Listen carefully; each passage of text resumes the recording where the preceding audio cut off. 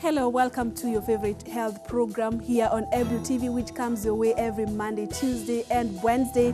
With me, your host, Purity Musel. Now, globally, burns, or about 265 people die every year from burns complications, and also burns globally has been proven to be a really public health problem. Now, today on the show, we focus on burns. And just remember, those who survive burns, most of them end up with long life complications, disabilities, and so forth. In studio, we have a team of experts, including a plastic surgeon, who will be telling us how do we prevent, how do we treat burns. We also have a representative from the Kenya Power Limited company who will be telling us what exactly happens. Research has shown that most burns are electrical burns, but most importantly, we have an expert who will be telling us some of the safety measures that ought to be taken. But children are more vulnerable into getting these burns. That is what we will be focusing on. Feel free to be part of the show by calling us live. The number will be displayed right at the bottom of your screen. Use the hashtag MyDoctor to speak to us on Twitter at Ebru TV Kenya and at Purity_Museo. Once again, you're watching My Doctor Show. My name is Purity Museo. For now, I'll ask you to sit back, relax, and enjoy the show. So on this first part of the show, we are joined by Dr. Benjamin Wabwire, who is a plastic surgeon, and also Getrude Katula. She is a burn survivor. She will be telling us what exactly happened, and the doctor will be telling us what are some of the burns or the degrees of burn we have and how does it happen. Now, help me welcome my guest, Dr. Wabwire and Getrude. Thank you so much for making time for us, and welcome to the show. Thank you, Purity. Yes, right. And Doc, let me begin with you, beginning with the basics. When we talk about burns, what exactly are we talking about? Burns are a type of wounds, a break in the skin caused by many things, from flames to hot fluids or liquids to chemicals, friction like you fell on a hard ground, and many other things. All right. And I do understand we have different categories or degrees of burns. How do you classify burns? I know there is the first, second, and also the more serious burns that bring a lot of complications, lifelong complications. Doc, just tell us before that, how serious you are, a plastic surgeon from Kenyatta National Hospital, just from your day-to-day interactions with your patients, how serious, how common would you say burns are in the country? Yeah, we usually, in plastic surgery, we usually say that burns is one of those conditions where all of us will get it. It's just the severity which differs from one person to another. And those with the severe ones will definitely turn up in hospital. So we usually classify them in terms of how much of the skin area is involved. So we call it the burn surface area. And also how deep the burn has gone from the surface of the skin towards the deeper tissues. So if you have like what we call first-degree burn, those are basically like sunburns. So they won't bother you a lot. You'll get a little bit of discomfort and peeling of the skin after a few days, but you'll be fine. Right. But then do we see any complications from the first? Just first tell us the number of, or what type of burns do we have in the first degree? And you said we have first, second, and third? Yeah. That's right. So when we talk about first degree burns, what exactly are we talking about? What are some of the burns that are included in the first degree burns? So first degree burns, like I said, very superficial. They involve the topmost layer of the skin. Commonly, there are sunburns. If you go sunbathing, if you are light-skinned, or sometimes even for the dark-skinned, you stay in the sun for too long and you're not used to it, you'll get it in a sun-exposed area. But you can also get it if you are exposed to a flame, but for a very, very transient short period, such that only the top layer of the skin that usually comes off with time is affected. Right. So they are usually not a big problem. Not a big problem. They will heal on their own within 6 5 days. All right. And now, Katula, welcome to the show. We are talking about burns, and the doctor is telling us we have different 3 categories, first, second, and third degree of burns. Maybe you would tell us what exactly happens and where do you fall in the 3 categories that the doctor is talking about? Thank you. Third degree burn. Okay, maybe I can tell my story exactly first. What happened. Okay, I got burned on 1987 when I was 3 years old. I was laying by the side of fire because I was feeling unwell, and then it was also cold for me. So when the 3-stone fire, you know, the shaguan, the firewood came out, and the fire was not too much. I don't know what happened, but I found myself that the dress had already burned. So there was nobody that could help me because the only person that could was 7 years old, and that was my aunt. And then my cousin was 3 years old. The fire? I didn't. The fire came out. Right. Yeah. So there was nobody that could have helped me because my aunt was 7 years old and my cousin was 3 years old. So when I got burned, I went to hide somewhere. When they found me, they just poured water on me and called people to help me. And which part? Maybe a viewer may be asking, she's talking about having a burn but they cannot see. Maybe which part was affected? Okay, my burns are hidden right from here to here, including one of my breasts that was totally burnt until there is no nipple. Yeah. Okay. Doc, let's continue with maybe the second and the third degree. And first, just before you get to the second, what she is explaining, does it fall under the second or the third degree burns? What she's explaining is probably what you call mixed. So you will have partly second degree and partly third degree. Yeah. Yes. So when we talk about second, what are type of burns that fall into the category of second degree burns? Second degree burns can be caused by any of the things we said, but it involves the entire thickness of the skin. So both the outer covering and a little bit of the inner one, but it doesn't reach the fat. Below our skin, there is a layer of fat. So a second degree burn would involve the whole skin, but it will not burn the fat. So when they heal, if they are what we would call a deep second degree, they will always heal with scarring.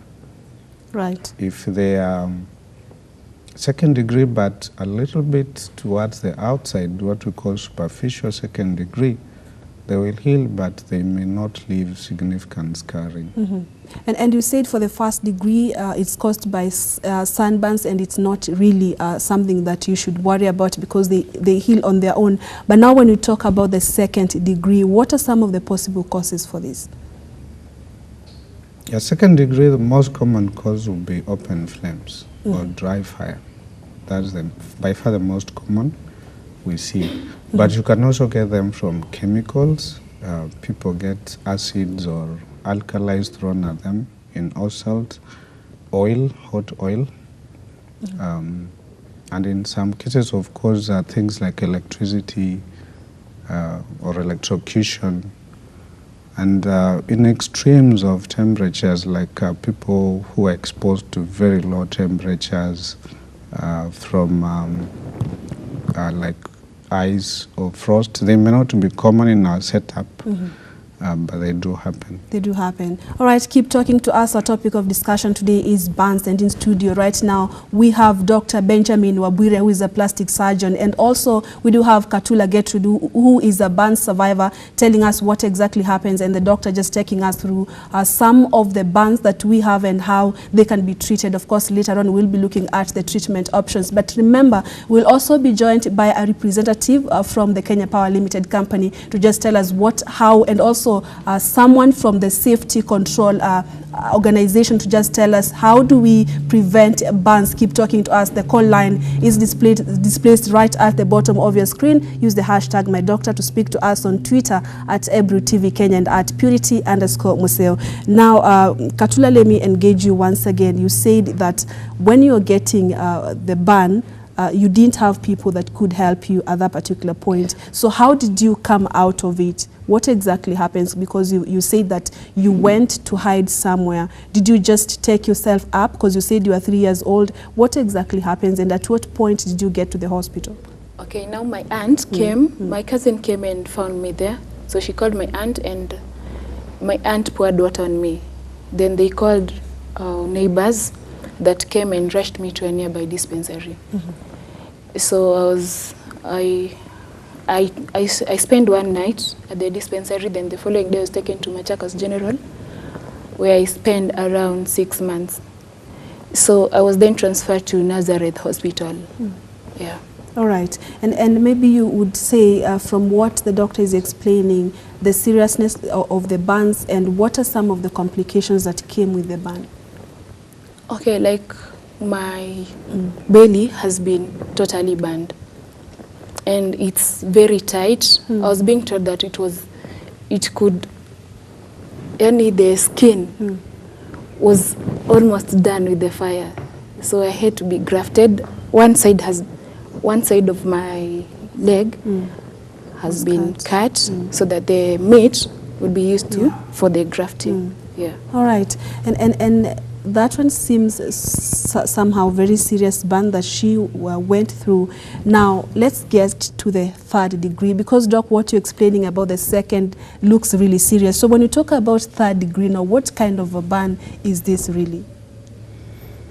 Now, 3rd degree is what she pointed to when she talked about her tummy, almost the whole skin gone. Yeah. So in 3rd degree, the entire skin is burnt, but in addition to that, also the fat beneath it, and in some cases the muscles will also be burnt. And when that happens, you realize that most of the things like nerves that bring us sensation or feelings, and vessels which bring blood to most areas in our body, they will be in that layer. So most of them will also be burnt. So by the time you're getting to 3rd degree, if you involve like a hand or a limb, you could easily lose it, because you could burn those vessels as well, and the nerves. So by the time you're getting to 3rd degree, things are pretty bad. If it's affecting like the chest or the tummy, someone can have breathing problems as well. And Doc, we're talking about burns which directly involve the skin. First, just take us through the functions of the skin, and once maybe you are burnt, let's say it's 2nd and 3rd, because you say the 1st is not that serious, what are some of the complications that can come with that? The biggest problem with burning our skin is that we take it for granted, but the skin is the largest organ that we have actually, and it's our first line of defense to the environment around us. So when you burn it, then first of all you've taken away your first line of defense. Then the second thing is that depending on the percentage, then the other functions that it does, like helping in controlling how much water, salt you lose through evaporation, how much vitamin D you make. So those things will, if you destroy the skin, then you lose that control of regulating how much fluid you are losing through evaporation. And depending on the percentage, your kidneys might not be able to cope. So you find that when the amount of skin burnt, what we call the percentage goes up, then the survival reduces up to a point where the survival is almost zero. Yeah. And Katula, I understand there's a lot of stigma that comes when you are banned, especially in a place that is exposed. For you, maybe just tell us, did you face any kind of stigma, maybe from your friends, the fact that you had to go through grafting, you know, and also you say that your skin was totally, maybe your relationship, I know you're still young, but is there at some point any stigma that you face as a person? Okay, currently no. But when I was growing, from when I was out of the hospital until 2008, when I was a young teenager, I didn't realize anything. In fact, life was smooth. Then when my breasts were growing, that's when I began realizing that I'm different. Yeah. Because one of them has been pulled down by the scars. So a girl commented, she was talking to her mom, and then she said, "Mom, ona ule ako na matiti moja kwa tumbo." You know, then I felt bad. And I was only 13 years old, 14 years old. So, you know, you can't share it to someone. So I just went home and told my brothers, I just want to die. But then my brothers could not understand. When I was informed to, my fellow classmate asked, "What happened?"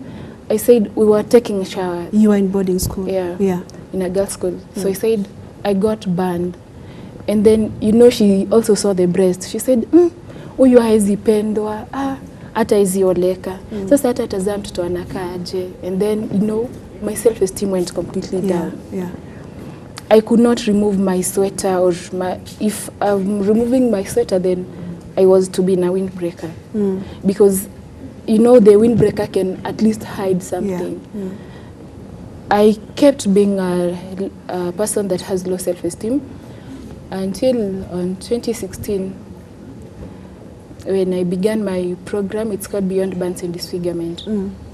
So that's when at least I had to share my story, and I could somehow hide some of the parts. And then my young brother used to tell me, "Aki, Getrude, because you think hatukupendi, if I grow up, I'll marry someone that has scars just for you." Yeah. So that you can know that you're loved and that scars are nothing.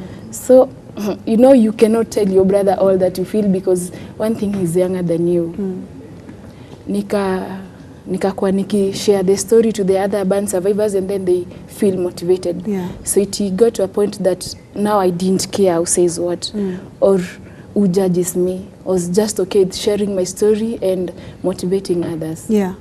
And Doc, there's a lot of stigma that come with burns, especially if they are, for her it was so much, and it's a place where it's not exposed, but each time she exposes, then lots of stigma. So is there a way, you are a plastic surgeon, is there a way burns can be completely, even the third-degree burns can be completely corrected? Maybe take us through the treatment process, especially for the second and third-degree burns. Yeah, the most important thing when you get a burn, of course, is that the wound you sustain has to heal. So our initial management is usually to make sure the person survives. So if it's a big area, and then we make sure we've protected you from infection, or we've taken care of the wound so that it heals. If we need to do skin grafts, like she mentioned, we do them. Sometimes we have to do more complex procedures than that. But the biggest challenge, like she's mentioning, is what we call rehabilitation. Yeah. Because someone's life changes. They didn't have a scar, now they have a scar. It could be on their face, or it could be hidden. Or a part of the body, like if it's the fingers, they could get deformed. So in the rehabilitative phase, ideally, we should have several people on board. The surgeons, like us, would try and correct the deformities that have occurred by what we call scar revision, or contracture releases, like what she's mentioned about her breast being stuck in the wrong place. So we can try and reposition that. But it's not possible to eliminate scarring. So our aim is usually to improve the scars and make them more acceptable. But other than that, in ideal setting, you need to have a psychologist on board. You need to have what we call occupational therapists on board so that they help with minimizing the severity of the scars. And also, if it involves like the hands, to teach them how to use whatever remains. Like, remember I said you can lose a finger, you can lose a hand if the burn is severe. So the occupational therapist would help in helping someone to get back to work. Some people who get like facial burns, they are unable to go back to work because of what she's mentioning, social stigma. And someone has to work with them to help them appreciate that they can. It's just the scar, but they are still who they were. The brain is still there. So that they accept their situation and go back to work. So it is a continuous process.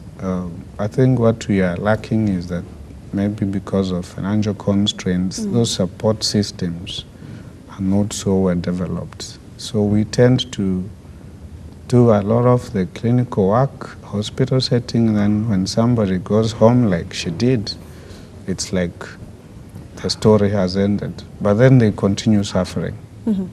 So what we need is, other than the prevention that my colleagues will talk about, the other big thing that we need is support systems after treatment. Yeah, and they will be telling us more about the support system, but we are almost winding up for the first part of the show. Maybe Katula, just tell us how you are able to wake up or overcome the stigma in just a minute, and now decided to come up with, you said you have a program that you run that supports survivors of burns. Just tell us in a minute about it. Okay, it was on 2015. In 2015, when I was in second year, that year, and then I didn't have school fees for the semester. So because my mom was my mom had been I don't know how to put it, but alikuwa amefutwa kazi, aliambiwa tu amesimamishwa kidogo, and then now I had to take care of the family, being that I have some businesses that I do. And being the firstborn now, I had to call off the semester. I'm a student at KU to take care of my mom and my brothers. I think my mom also got stressed up until she got sick. So she could not help us. When on September 2016, the breast that now has been burned got cut. I don't know really what happened, but I just woke up to find it bleeding. And you know, I didn't have money to take me to the hospital, so my aunt helped me with 500 and took me to a window hospital, where they referred me to Kenyatta Hospital. We thought we cannot afford to go to Kenyatta Hospital, so maybe let's try doing something at home. So she could wash me and apply some Vaseline for some time, then it got well. After that, I told her, Auntie, I just want to begin a program for the burn survivors because I feel nobody else can understand. Even when I tell Mom what I go through, sometimes she just says, Mwanangu, it shall be well. And then, you know, it's not enough. When you tell someone else, like my aunt, maybe you've talked to someone about your scars and then they go silent or they run away. I tell my aunt, I just don't know what happens. I remember a day I told my mom, my grandmother, shosho aki mimi sitawahi kuelewa, because I do not imagine what I'm going through right now, and then hiyo kitu ikuje kuhappen kama I have a husband, and then wanze kunisuta. Then my shosh could not tell me anything. She just said, you're a miracle. Whatever happens, it's okay. So when I began the program, I began by going to Nazareth Hospital because that was the place that I was treated at. I talked to some of the burn survivors. The self-esteem was not high, was still not high for me, so I could not share all of the story. I went to Kenyatta Hospital and I found very many burn victims, and then others seemed to be worse than me. Yeah. So I said, then at least I should appreciate life. That life is the biggest gift here on earth. Yeah. Without leaf, you're not there. Without life, you're not there. And then I said, then our bodies are our soul carriers. If I do not have the body, then I'm not alive. Also, I should take care of myself and my body, because you know, when you do not love yourself, sometimes you neglect your body. Yeah. All right, and now I'll have to let you go, sadly, because of time. That's it for the first part of the show. Dr. Benjamin Wabwire and Katula, thank you so much for coming, and thank you for being a soldier and supporting the burn survivors out there. We appreciate your work, and we're looking forward to having you once again on the show to talk more about it. But when we come back, we still have more guests lined up for you. We have a guest from the Kenya Power Limited Company. Remember, research has shown that most burns are electrical burns. He will be telling us what exactly happens, and also we have Kate Wanjeri, who will be telling us exactly who is an expert rather on safety control. She will be telling us, how do we prevent, what are some of the preventive measures for burns, and when a burn or fire breaks, what exactly happens? What are some of the first steps that you ought to take? That is when we come back for the second part of the show. Keep talking to us on Twitter at Ebru TV Kenya and at Purity_Museo. Use the hashtag #MyDoctor. You can also call us live, because we are live on our studios here. The number will be displayed right at the bottom of your screen. First, we want to take a breather in that discussion on burns, managing burns, the preventive measures, the treatment options there are, and also how do we overcome the stigma that come with burns, especially the third-degree burns. We continue when we come back. Stay tuned. Now, welcome back to the second and the last part of the show. But in this show, we have a series of sections that we'll be talking about. Now, we are joined by Michael Gitau, who is a consultant, a safety consultant. With him, he will be telling us what are some of the first steps that you ought to take once a fire breaks. That is a discussion we are having with him in a few moments. But remember, we are live. Call us. The number is displayed right at the bottom of your screen. We will be glad to receive your call, right? And also respond to your concerns. Welcome, Michael Gitau, to My Doctor. And let's just get straight to it. When research has shown that most of the burns occur, of course, because of fires that break, you are a safety consultant. Just tell us, when fire breaks, or what are some of the safety measures that we ought to take as parents, because also children are more vulnerable into getting these burns. And once the fire breaks, how do you put it out?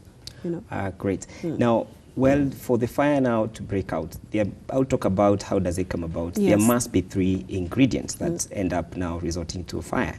One of the ingredients is a fuel. Fuel is a combustible material, what can burn, could be liquid, could be a solid, also it can be a gas.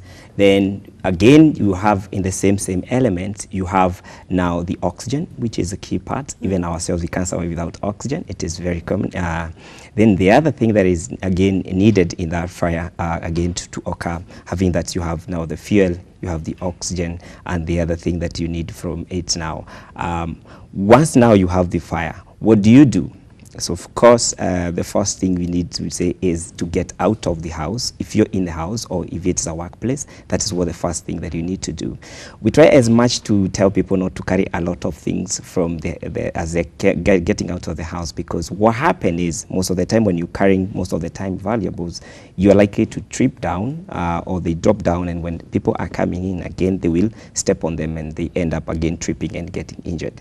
Now, so that would be the first thing, that is evacuation phase. And you alert other people that now there is a fire occurrence. That is by shouting fire, using whatever the language you can. It could be Swahili, whichever the language that people understand. But most people, the first step they want to take is to try and put out the fire. Exactly. Yeah. Now, the thing is, when you're fighting the fire and you do not have the skills or the technique on how to fight it, you can end up becoming injured. How?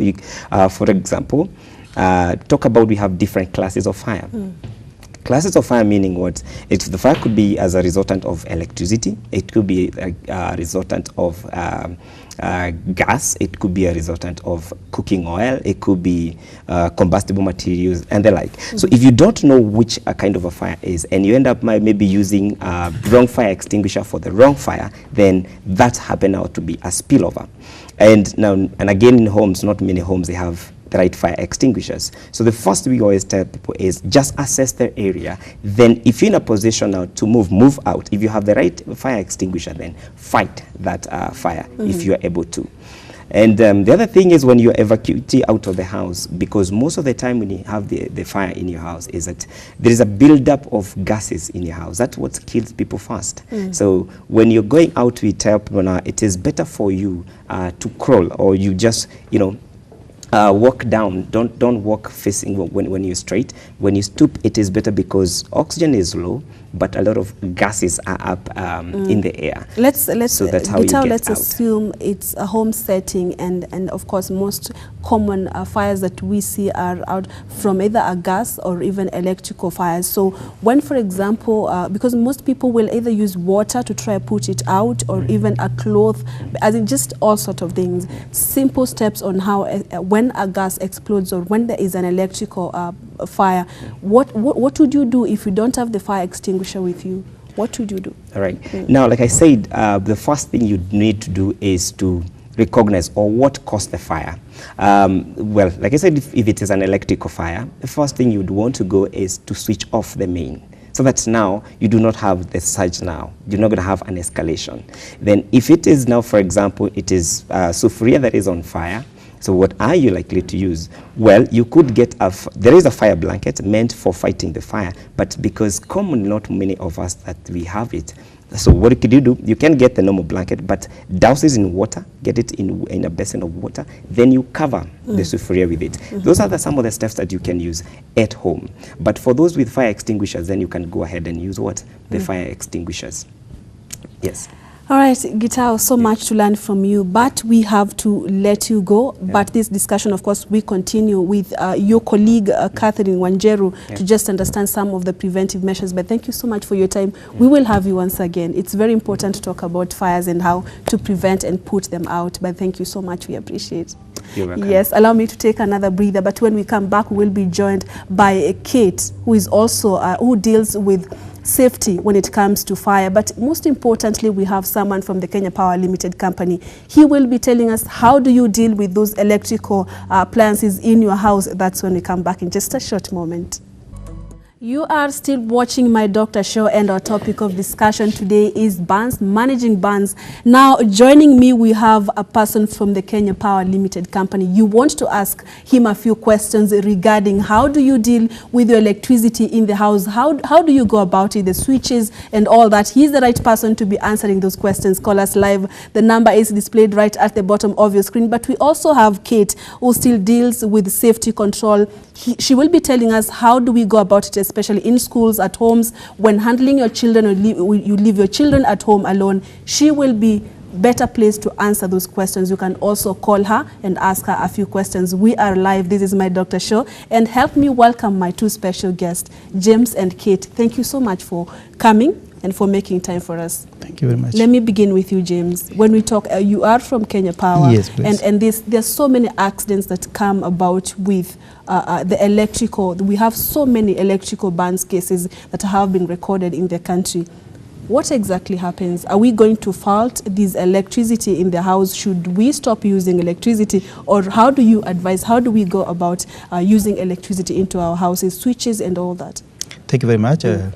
Electricity, as you know, is a very good, reliable source of energy. However, if it is not properly used, it can bring a lot of consequences.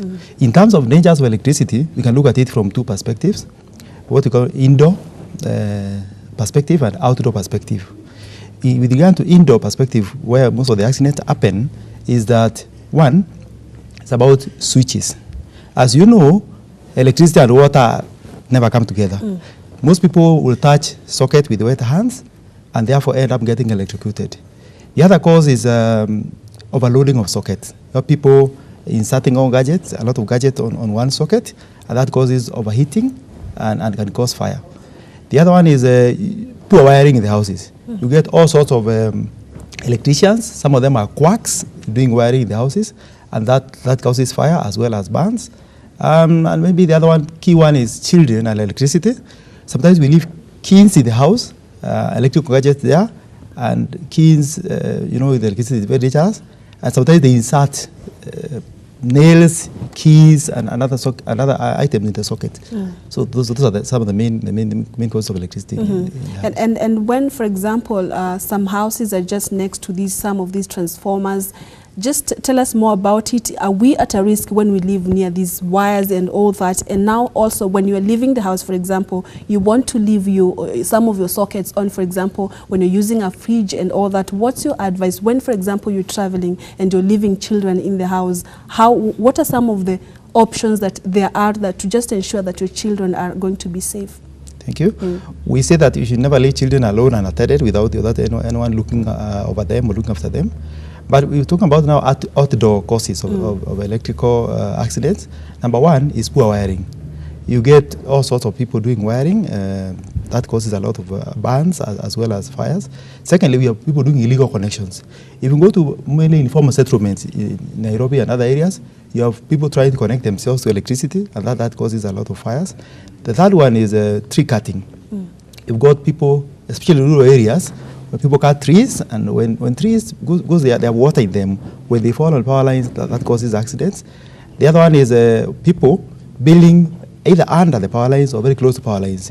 You go to areas like Nairobi, Kariobangi, for example, you'll find balconies of houses very close to power lines. So that is called breaching of clearance. That distance is less, and therefore people come into contact with electricity. That causes burns. And you will tell us what you are doing as Kenya Power to prevent that.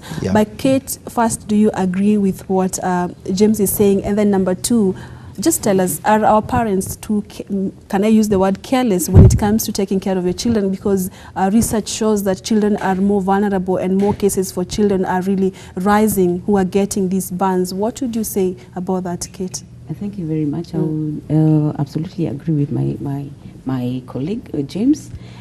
Sometimes, most of the times, we leave our children unattended to. I think the previous guest, Getrude, told you that she got burnt when she was 3, and most burns happen especially when children are very small. So what we are encouraging is, can we be a little bit more careful? If you have to leave your children unattended to, let somebody be there to look after them. If there's something that you're cooking in the house, make sure that the children are not near where either the stove or a jiko is near. So let us be a little bit more careful with our children. Yes. Okay, and the first week of September is Burns Awareness Week. What are we focusing on this time round? It's a Burn Awareness Week, a week whereby we are focusing on safety on fires and safety on burns, because it's becoming alarming when it comes to the burns that are occurring in our country. So we are trying to emphasize on sensitization on the Burns Awareness Week. Yes. And Kate, where would you say is the gap in terms of, because trust you me, there are so many cases for burns. When you walk into national hospitals, public hospitals, you find so many victims of burns. Where would you say is the gap? Are we doing enough as a country to just ensure that we are safe, you know? I think we've really taken safety a little bit on the sideline. Yes. We are not emphasizing on safety so much, especially in schools. We are not taking the precaution of teaching our children. And even the parents don't even know what to do in case of a fire.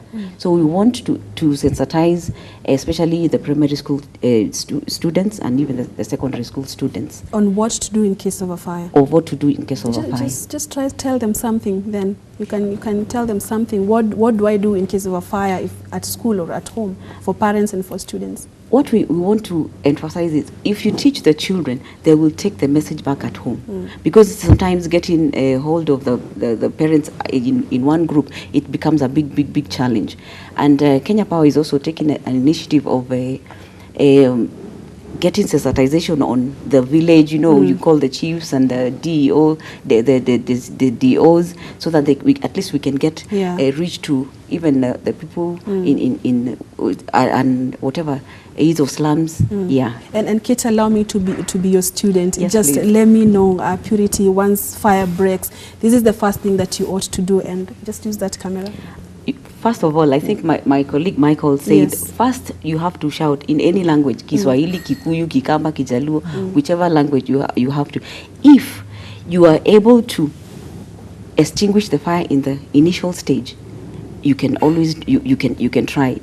But if you cannot, please do not try to extinguish when a fire has escalated. You do not want to lose your property. You wouldn't. Hata kama umewacha 100,000 in the house and the house is burning, please can you run out? Forget about the money or whatever you have left in the house. Just run out. Yes. Yes. And James, as we wind up, what are you doing as Kenya Power? Because you're saying that there are wrong connections, we have quirks. So what are you doing to just ensure that, you know, because when that happens, everyone will say it's Kenya Power that is not doing enough. So what are you doing to just ensure or assure Kenyans that everything is going to be okay when using electricity? Thank you very much. Maybe before I answer your question, I want to talk about the Burns Awareness Week. Yes. This is one thing that Catherine did not mention. One is that the theme of this week is Zuia Moto, Zuia Garama. We want to show people Zuia that moto, Zuia Moto, Zuia Garama. Garama. Right. Show people that if you allow burns to happen, fires to happen, and burns, the cost is too expensive. I think the doctor may have talked about the millions that people spend on burns. It's expensive, so we are telling people Zuia Moto, Zuia Garama. Fires are expensive. Coming to your question on what Kenya Power is doing, one is we're doing awareness, public awareness, and this, taking part in the Burns Awareness Week is one way of doing awareness. Secondly, we are partnering with the institutions of learning, the schools, where we are doing sensitization to pupils. And we are also working with the Ministry of National Security, Interior and National Coordination, where we call chiefs together in forums and sensitize the chiefs so that the chiefs take the messages to the villages. Also using mass media, print media, and all other ways that we can reach to the people. So one is awareness. Secondly, we are emphasizing on there are programs like Last Mile Connectivity Project. That project is now making electricity affordable to people. One of the reasons why people were going to illegal connection is because of, you know, electricity was perceived as very expensive. But now the government and the company have come up with programs like Last Mile program, where you connect power at a very affordable rate. For the slum areas and what we call informal settlements, there's a program that is called GPOPA. It's a partnership project between Kenya Power and World Bank, where electricity is supplied at very affordable rate, and that's one of the ways. And also encouraging people to engage people who are competent, people who are licensed by the Energy Regulatory Commission when they're doing wiring. One thing about accidents that involve electricity is some of them happen when actually touch someone in contact with electricity. Whenever someone is in contact with electricity, many times they will get stuck. Either get stuck or be thrown away from electricity. So once you touch there and you are stuck, in order to help that person, we, as Michael said, you first of all find the point of the source of electricity, you isolate or switch off the source. If you cannot reach the source, you try to push that person away from the electricity using what you call a poor conductor. You can use a dry piece of wood, you can use a dry towel, dry cloth, you can use a plastic chair, anything, but never touch that person in contact with electricity. Yeah. Okay, and where will this event be? Because you said it's from next week, the Burns Awareness Week, maybe. Where should people come?